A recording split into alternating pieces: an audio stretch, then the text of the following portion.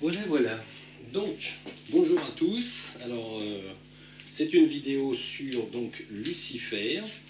Donc, alors, vous voyez, c'est une présentation assez simpliste. Hein. C'est pas une vidéo très organisée d'internet avec des beaux écrans, des choses comme ça. Normalement, je fais des vidéos pour la fondation Kesh. Vous pouvez toujours chercher, c'est quand même une fondation assez intéressante. Donc là, c'est une vidéo que je fais puisqu'en fait, il manque un certain nombre de savoirs sur une certaine personne ayant traversé les siècles et sur lequel on dit beaucoup de choses. Donc cette petite personne, tout le monde la connaît, bien sûr, c'est Lucifer. La grande question, et en fait le problème est là, c'est que beaucoup de gens parlent, beaucoup de gens remontent un petit peu dans l'histoire ordinaire de l'humanité et en fait on va trouver certains éléments. Ces éléments sont bien sûr à classer dans des éléments qui sont des fantasmes, certains, d'autres des réalités discutables et d'autres, on va dire, des croyances plus ou moins persistantes. Donc on va regarder Lucifer, en fait, on va commencer un petit peu par le Vatican. Puisqu'en fait, le Vatican, par exemple, dans l'une de ses messes de fin d'année, nous fait toute une messe avec Monsieur Lucifer, blablabla, ceci, cela. Alors, il est vrai que le Vatican croit dur comme fer que Lucifer est l'ange déchu, tombé sur terre bêtement, et du coup, ce pauvre monsieur Lucifer se retrouve être normalement le roi des enfers. Alors là où on peut dire qu'ils n'ont pas tout à fait tort, puisque ça reste une histoire qui est extrêmement manipulée, c'est que roi des enfers, effectivement, Lucifer est roi des enfers, puisqu'il est sur terre. Le problème, c'est que l'enfer n'existant pas en termes de lieu physique, dans lequel on pourrait trouver Lucifer, plus tout un tas de commandeurs et copains à lui, genre Belzébuth, Satan, sachant que le Vatican confond bien sûr Satan, Lucifer, Belzébuth. Tout ça est à dessein, c'est véritablement en fait pour permettre le fait que les gens s'identifient à... surtout identifient une sorte de maître du mal, ce qui permet de détourner l'attention des êtres humains sur effectivement qui commande et qui fait véritablement du mal ou qui est à la source, on va dire, de ce qui est incorrectement appelé le mal, qui est une forme, on va dire, de vibration négative plutôt. Donc, que les êtres humains, on va dire, utilisent pour effectivement faire du mal. On va venir sur un point essentiel de Lucifer. Alors Lucifer, le mot lui-même existe par exemple dans le latin. On pourrait croire que c'est la langue latine qui a inventé le mot Lucifer, puisqu'en fait à un moment donné, par exemple, l'Église catholique, nouvellement constituée, s'est tâtée pour que Monsieur Jésus porte le titre de Lucifer. Puisque là, effectivement, Lucifer devient un titre, puisque ça fait extrêmement longtemps que ce mot existe, et ce mot existe dans la langue latine, et donc il y avait une phrase, à un moment donné, l'Église catholique voulait faire de Jésus le véritable Lucifer. Alors tout ça en latin, bien sûr, hein, donc, et ensuite ils se sont rétractés puisqu'ils se sont dit « Ah ben non, c'est vrai qu'on avait dit que Lucifer était mauvais. Alors si on dit que Jésus est le véritable Lucifer, ça veut dire qu'on sait effectivement que Lucifer, effectivement sous sa dénomination, c'est le porteur de lumière, donc de lumière, R. Donc pourquoi en fait le porteur de lumière? C'est effectivement la traduction latine, mais il ne faut pas porteur ou apporteur, hein, ça dépend, porteur ou apporteur de lumière, mais en fait le problème qu'on a, c'est que le mot Lucifer lui-même n'appartient pas à la langue latine, n'appartient pas aux premières langues humaines, et est présent, on va dire, sur Terre depuis plus longtemps que l'être humain ne le sait réellement. En fait, Lucifer, si on veut essayer de dater sa venue dans le monde de troisième dimension, il faut remonter beaucoup plus loin que ça. C'est pas juste notre petite histoire qui a à peu près 2000 ans pour le catholicisme, c'est pas non plus l'histoire hébraïque, c'est pas non plus l'histoire, on va dire, hindouiste ou des choses comme ça. C'est véritablement une histoire très ancienne. Il faut remonter avant l'Atlantide, avant le peuple de Mu, avant la Lémurie. Et après, avant ça, vous avez en fait des civilisations qui sont venues sur Terre, et effectivement, ici, Lucifer, le porteur de lumière, il y a extrêmement longtemps, effectivement, est descendu sur Terre. On verra ça un petit peu plus tard, mais si on devait dater véritablement le mot Lucifer et sa provenance, de toute façon, on le date à 350 000 ans avant notre ère. Il faut bien être d'accord, c'est pas de mémoire d'homme, c'est pas de mémoire de quoi que ce soit d'écrit ou de preuves matérielles. Vous n'aurez jamais personne qui vous dira à peu près 350 000 ans, parce que de toute façon, personne n'en sait rien. Le fait que je sois au courant, ce sont des mesures, on va dire, différentes. Il y a certaines choses qu'on peut savoir en se grattant un peu la tête. Donc, le porteur de lumière. Donc, le Vatican, en fait, fait marche arrière à un moment donné et veut appeler Christ le porteur de lumière, puisqu'en fait, effectivement, il est pris comme soi-disant un messie, et donc on veut lui faire quelque part honneur en disant qu'il est le véritable porteur de lumière. Mais le problème, c'est entre deux, ils se souviennent bien sûr que, ah zut, Lucifer, non, c'est vrai, on avait dit qu'il était méchant. Donc, ils gomment un peu et ils disent, non, non, bah, finalement, Jésus, ça sera juste le Fils de Dieu, hein, on va faire ça comme ça. Bon. Mais en fait, à quoi sert Lucifer dans le monde tridimensionnel? C'est assez simple.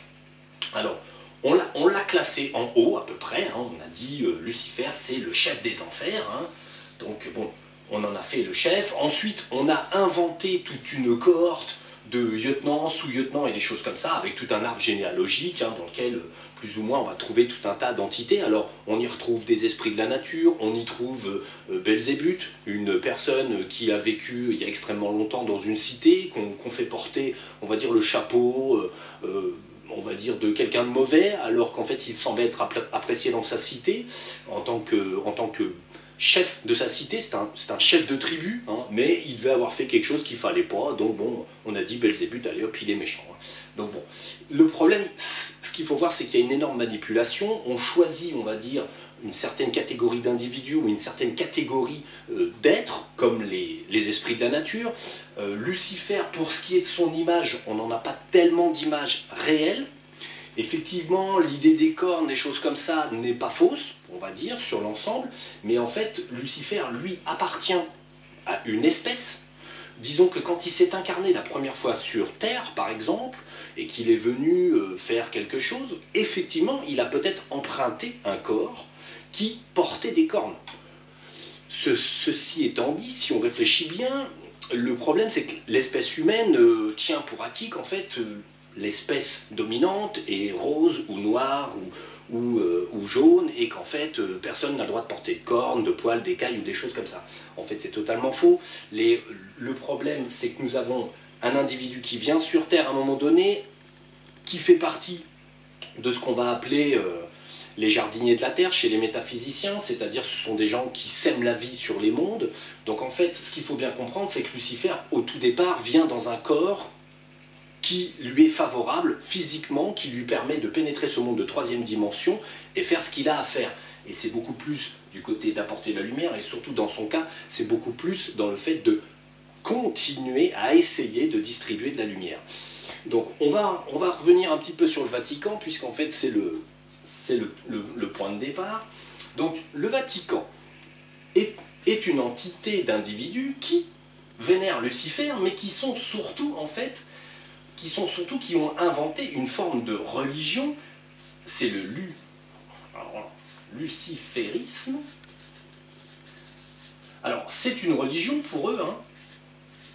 C'est une religion au titre où en fait c'est ce qui leur permet, on va dire, d'imaginer dans leur tête qu'ils font acte de dévotion à Lucifer, mais en fait, eux croient dur comme fer que Lucifer est mauvais, dans le sens où on leur a un peu rabâché des tas d'âneries. Donc en fait, le problème, c'est que le Vatican se crée une religion dans laquelle, en fait, ils peuvent justifier tous leurs actes, puisqu'ils font acte de dévotion.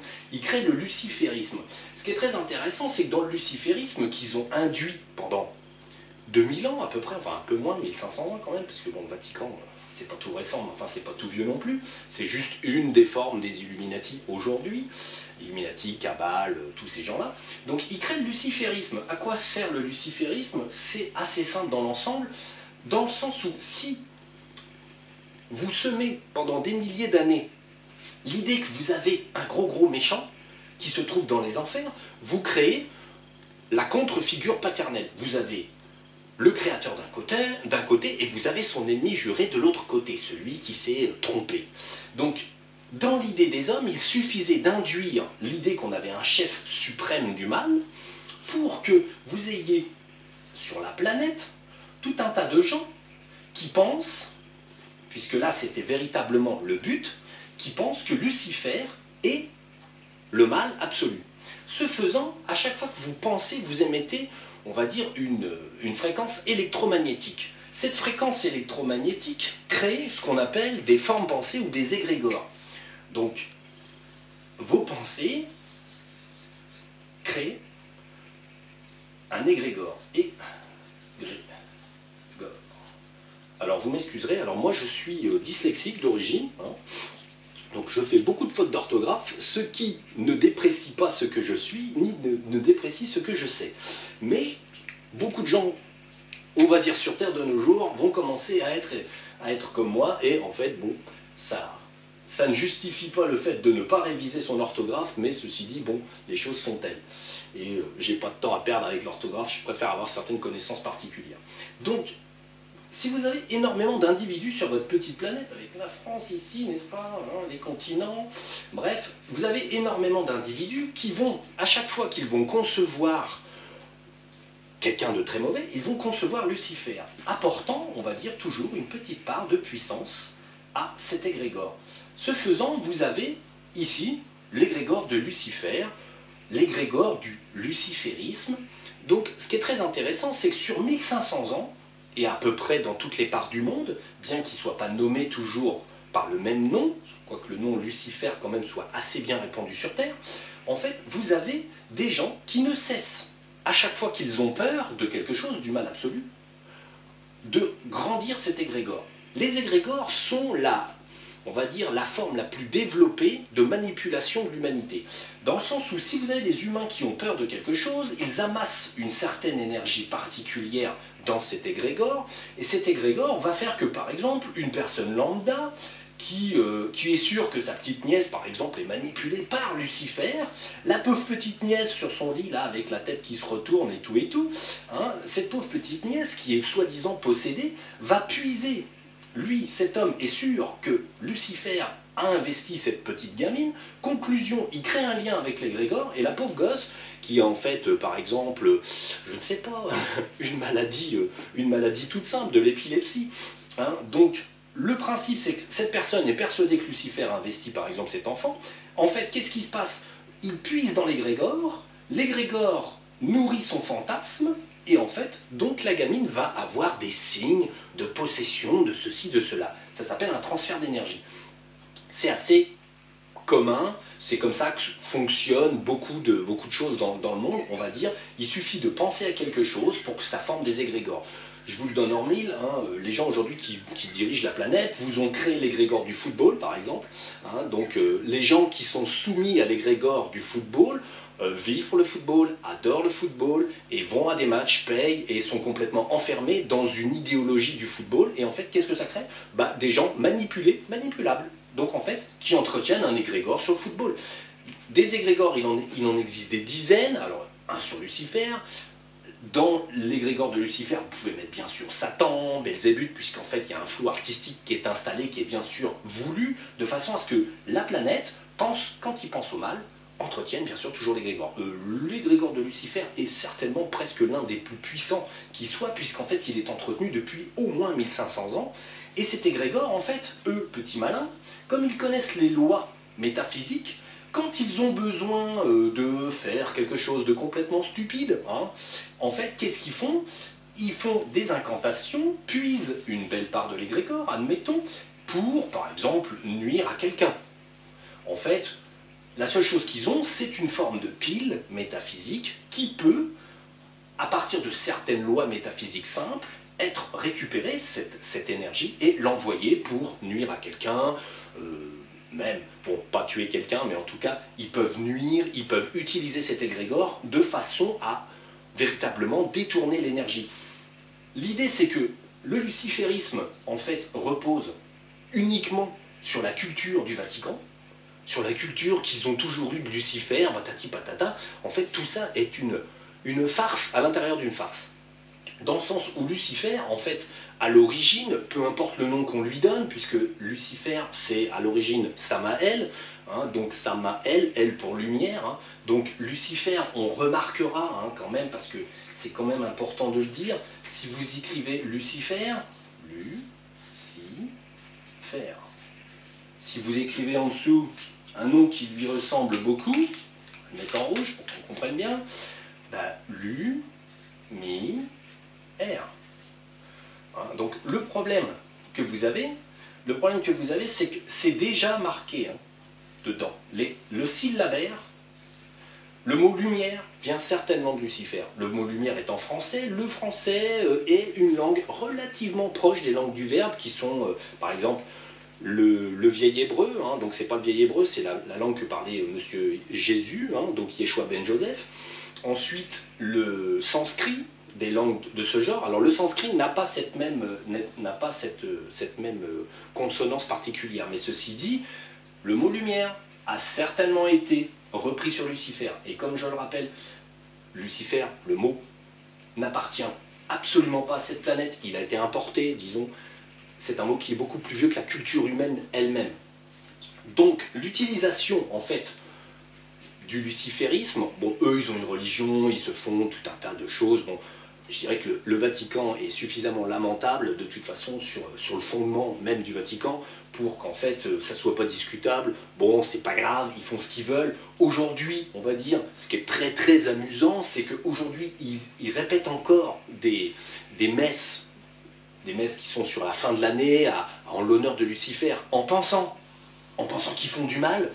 L'idée, c'est qu'en fait, il faudrait qu'ils se réveillent dans le sens où à chaque fois qu'ils font une messe pour Lucifer, de toute façon, Lucifer est un être, on va dire, de la lumière. Hein.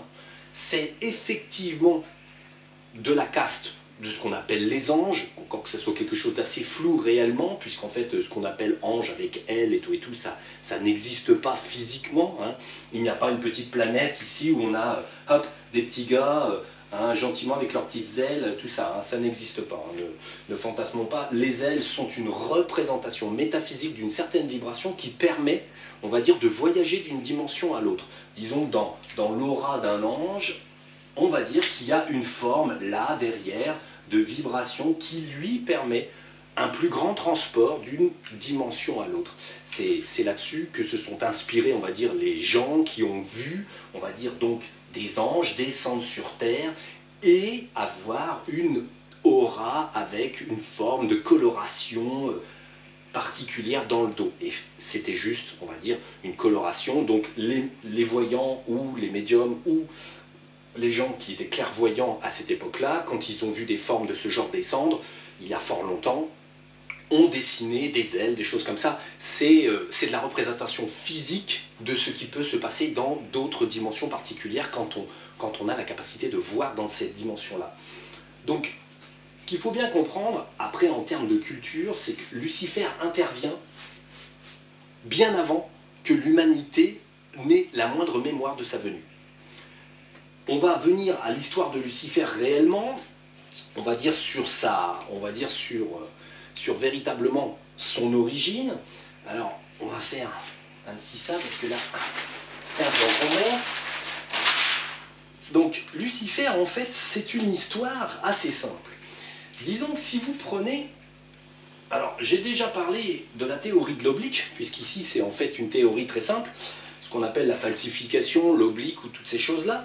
Donc, en fait, c'est très simple. À un moment donné, puisque tout est un phénomène de cycle, disons qu'on a décidé que sur Terre, hein, notre petite Terre ici, on va lui faire un petit champ comme ça, puis bon, on a des planètes, on a des trucs, des océans. Sur notre petite Terre, en fait, il y a 350 000 ans, les vibrations avaient une certaine intensité. D'un côté, on avait un petit groupe d'individus qui sont les maîtres généticiennes et certaines équipes de gens qui organisent véritablement la vie sur Terre, d'où donc les maîtres généticiennes et les Mekhi Shedesh. Donc, on va dire, les êtres créateurs. C'est les êtres créateurs, mais on va dire féminins et masculins. Hein. Il n'y a pas... les êtres créateurs physiques sont le côté féminin, les êtres masculins sont un petit peu les organisateurs, les gérants, gestionnaires, ceux qui se grattent un peu la tête pour savoir comment ça va marcher. Ces entités-là se trouvaient, on va dire, dans la possibilité soit de faire avancer ce monde en continuant comme ça s'était passé précédemment, mais on arrivait dans un stade où la planète Terre et surtout le système solaire allaient se retrouver, on va dire, un petit peu loin de la création. Alors l'explication est assez simple.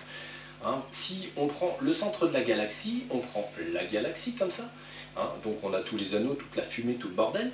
Disons que nous, on est un petit peu vers l'extérieur de la galaxie, on est assez loin du soleil central, du trou noir central et des choses comme ça.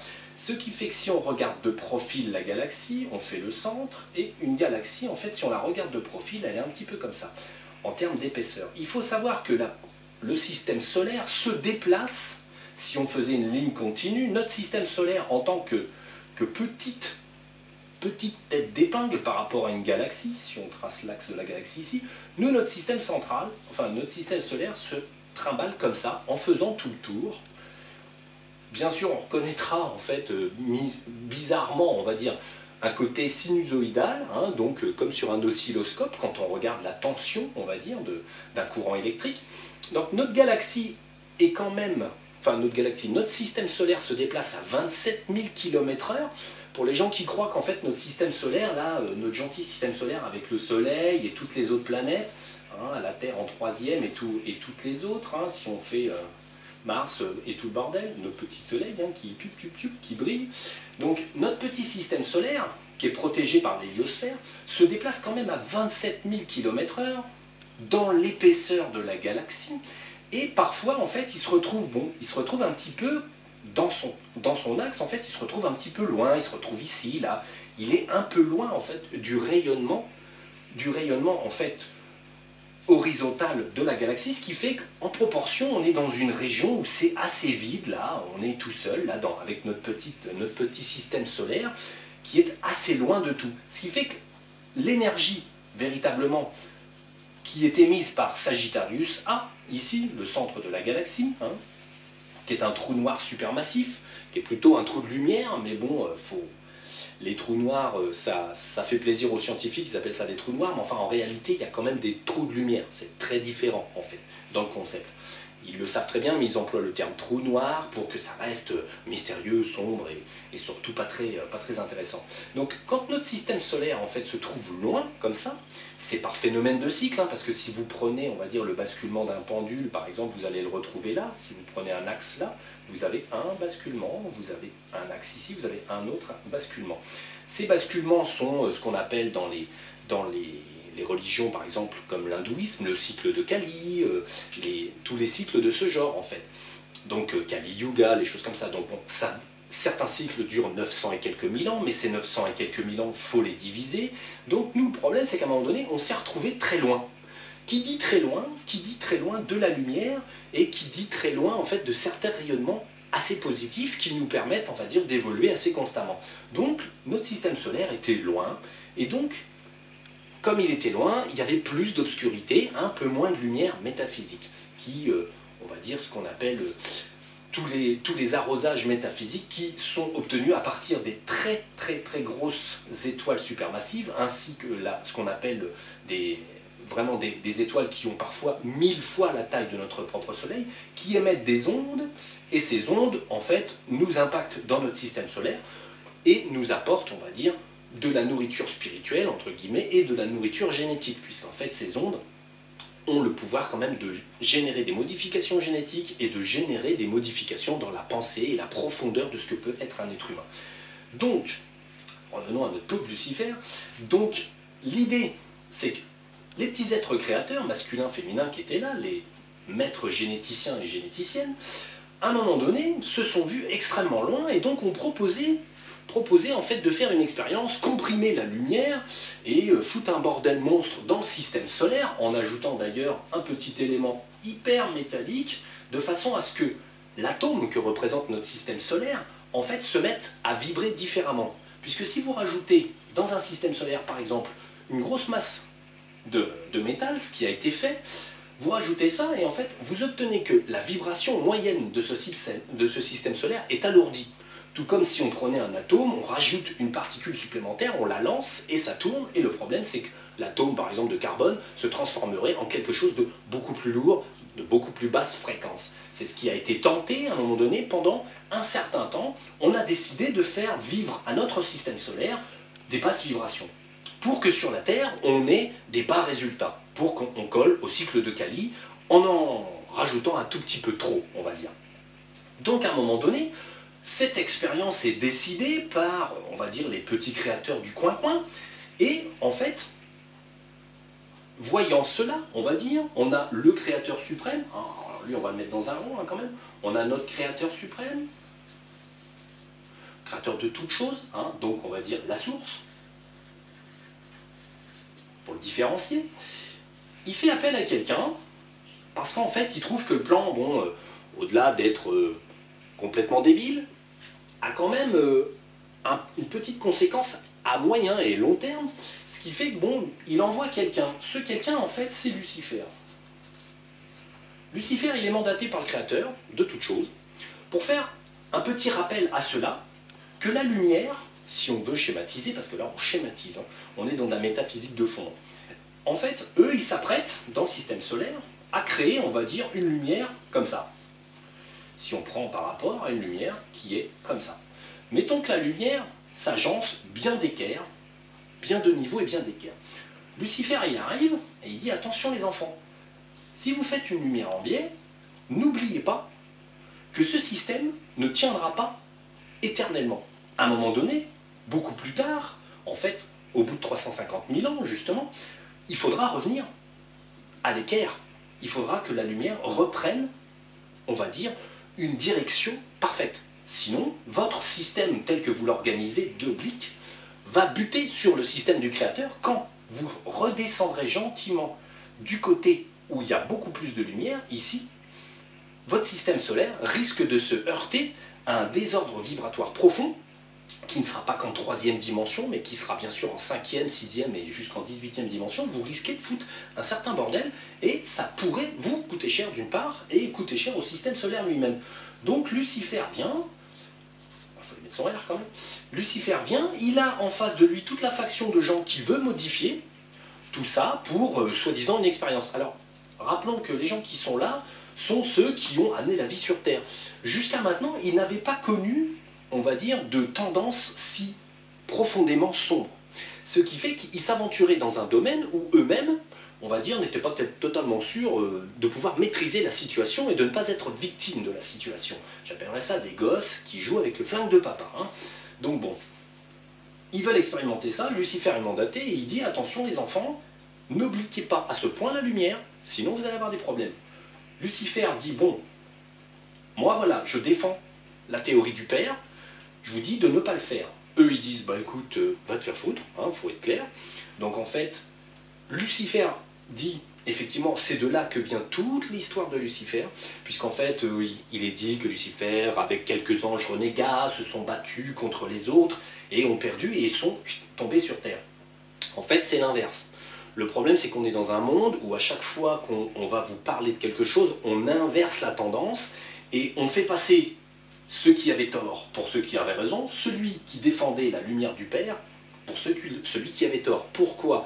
On va quand même pas vous dire sur Terre qu'en fait ceux qui se trompaient, c'était eux, qui sont en fait vos pères et mères en général, entre guillemets au niveau de la filiation métaphysique, plutôt qu'un gars qui arrive, qui est même pas du coin, qui est d'un autre univers et qui arrive et qui défend, on va dire, le Père suprême. Bon, voilà, on va quand même pas vous dire que ceux qui ont créé la vie sur cette planète et tout ci, tout ça, étaient en train de se mettre le doigt dans l'œil.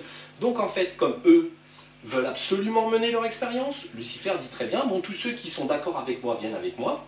Et ensuite, il dit, bon, sachant que vous ne voulez pas abandonner, moi ce que je fais, c'est, avec mon petit groupe, je m'incarne. L'incarnation de Lucifer, en fait, était tout simplement, alors il accepte, ce faisant, le principe de l'enfermement, c'est-à-dire qu'eux vont créer un système avec la petite forme métallique, et même au niveau du soleil, il va y avoir un phénomène d'enfermement. Comme on est dans des zones très sombres, on va fermer certaines portes dimensionnelles qui sont dans le soleil, qui sont sur la planète Terre. Au fur et à mesure, le mal, la vibration négative l'emporte, et en fait la planète s'enfonce tous les jours un petit peu plus dans un système plus sombre. Ce qui fait que Lucifer décide, avec une petite poignée de gens intelligents, de gens qui évitent de faire des conneries, en fait, il accepte de passer 350 000 ans sur Terre, en se réincarnant bien sûr, hein, disons qu'il meurt, il se réincarne, il revient, il meurt, il se réincarne, il revient. C'est là qu'on verra qu'au Vatican, ils n'ont pas totalement tort. Effectivement, Lucifer est partout. Hein. Mais bon, pas comme eux le voient. Donc, l'idée, ce qu'il faut bien comprendre, c'est que Lucifer défendait la lumière et ne défendait pas l'ombre, a juste eu des mots avec ceux qui voulaient faire une expérience stupide. D'ailleurs, il savait très bien que l'expérience était stupide, mais elle avait un but. Comme dirait Monsieur Kesh, hein, de la Fondation Kesh, le but était que l'énergie qui était produite, si on donne ici des petits êtres créateurs, hein, de multiples êtres créateurs qui, en fait, engendrent une histoire et engendrent un fait, au lieu que l'énergie reparte au créateur, en fait, l'énergie de la planète Terre ne cessait d'abonder sans cesse et en échange constant avec le bit de l'infini, bien sûr, avec ceux qui avaient créé localement la vie sur cette planète et sur un petit peu d'autres planètes du système solaire sous d'autres conditions de vibration, donc de dimension. L'idée, c'était d'enfermer l'énergie divine, de façon à ce qu'elle ne remonte pas jusqu'à la source. Je dirais que bon, c'était une erreur dans le fond, puisque de toute façon, l'énergie produite ici, de toute façon, émane. Si on produit un petit peu d'énergie ici, il y a toujours des ondes, et ça émane un petit peu partout. Tout le monde, dans une galaxie, on va dire, échange son énergie de partout. L'énergie est échangée sans cesse, et à l'infini. Bon, mais ceci dit, ceux qui disposaient effectivement de l'énergie des petits êtres humains incarnés sont ceux qui les dirigeaient, et en fait, bon, de ce fait, se prenaient littéralement pour Dieu le Père, alors qu'ils étaient, on va dire, des créateurs annexes, des co-créateurs, tout comme un être humain peut être un co-créateur. Ça, on y reviendra peut-être un autre jour sur un autre sujet. Donc bon, Lucifer n'a jamais été une source de mal, de ceci, de cela. Simplement, il était beaucoup plus pratique que cela. On va dire, laisse arriver une histoire fausse pour pouvoir justifier de ce qu'il se passait sur Terre. Ce qui se passait sur Terre, c'est effectivement l'oblique. Disons que si vous imaginez en 18e dimension, puisque c'est là que se trouve